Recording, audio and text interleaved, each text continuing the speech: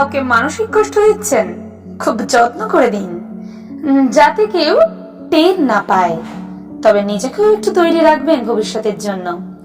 যে কষ্টগুলো কাউকে দিচ্ছেন দুনিয়াতে, তার পুরোটা না হলেও কিন্তু মিনিমাম 1/3 ভোগ করে আপনাকে যেতে হবে। মনে রাখবেন, গোলাকার এই পৃথিবীতে আপনার দেওয়া কষ্টগুলো ঘুরে ফিরে কিন্তু আপনার কাছেই একদিন না একদিন ফেরত আসবে। আপনি নিজেই আত্ম অনুশোচনায় ভুগতে ভুগতে একটা প্রায় শেষ সীমানায় পৌঁছে যাবেন। হয়তো যেটা আপনার সো কল্ড ইগোর জন্য ওই মানুষটার কাছে ক্ষমাও চাইতে পারবেন না। সবার মনে রাখা উচিত, মানুষের দীর্ঘশ্বাসটা খুব খারাপ, যেটা আমাদের বিশ্বাস করতেই হবে। প্রকৃতি কিন্তু কিছু ভুলে না, সময়ের ব্যবধান মাত্র, যাকে বলে রিভেঞ্জ অফ নেচার।